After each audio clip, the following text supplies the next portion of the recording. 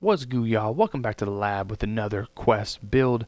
I've been wondering if there are any more undiscovered builds on NBA 2K21 Next Gen, and just as I was getting discouraged in the laboratory, I accidentally spilled a chemical and it reacted with some particles.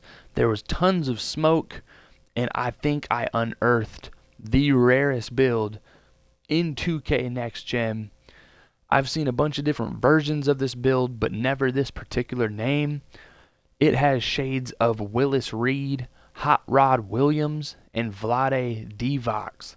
I'm talking about the Interior Facilitator. I've seen mid-interior facilitator, mid-range facilitator, inside-out facilitator, post facilitator, but never just the plain Jane interior facilitator. This build is extremely rare. I'm not going to claim that it is an absolute monster that's going to take over any court that it steps on, because I don't think that's its job.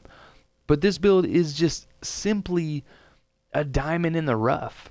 And I tinkered with it to a point where I believe you can play with this build in a competitive environment. My initial go around, I had very low badges and it was borderline unplayable. But, Quest Sparrow got in the lab and made this into a through and through quest build, and it is a playable, ultra rare 2K21 Next Gen build. So, follow along to a T with these attributes to get this specific name. It is very intricate. You cannot go over certain attributes, or you're going to get a facilitating 4 or a rim protector. So, follow along to a T. This is going to be a power forward. You are going to be 6'11", 238 pounds with a 7'4" wingspan.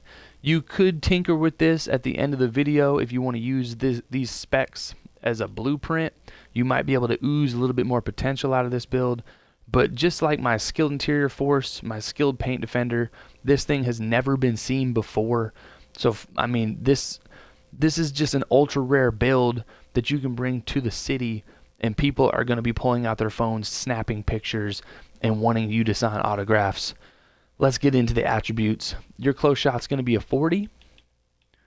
You're going to max out your driving layup, driving dunk, standing dunk, and post control. That's going to give you 19 finishing badges. You're an interior facilitator. You have enough badges and attributes to actually score inside. So this is not a liability on the offensive end, in a sense. Your mid-range is going to be a 71. You cannot go higher than that. Your three-point shot, 69.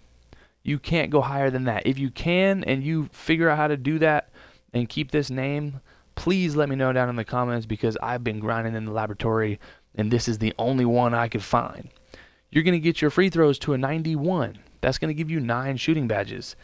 The attributes on this build for shooting are not ideal, but the 9 badges actually is not too shabby. Your pass accuracy, you're going to get that to a 79. You can't go higher than that or you become a facilitating 4. Your ball handle, max that out to a 66 and max out your speed with ball to a 53. That's going to give you 9 playmaking badges. This is where the facilitator comes into play. You have that 66 ball handle, and so you get that facilitator name. With 9 playmaking badges, you're going to be able to dime up your teammates a little bit and, be able to swing the ball around the horn. Definitely going to be able to pass and, not necessarily be a liability with the ball in your hands. Going to get your interior defense to a 75. Your perimeter defense, max that out. Add 1 to your stealies. Get your block to an 85.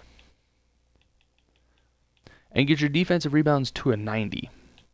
Which will bring up your offensive rebounds to a 65. That's going to give you 10 defensive badges. You're going to max out your speed, acceleration, get your strength to an 83, max out your vert to an 80, and then the rest on stamina at an 85. That's going to give you 47 total badges. Not the most mind-blowing badge setup, but this thing is still going to be competitive. On the interior, you're going to be able to make plays, but this is all about getting the interior facilitator name.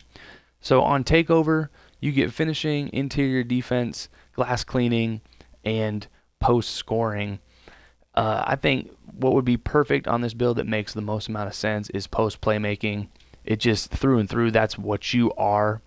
And then if you really want to get crazy with it, power back downs, or you can go finishing moves or something just to make it a little bit more offensive minded.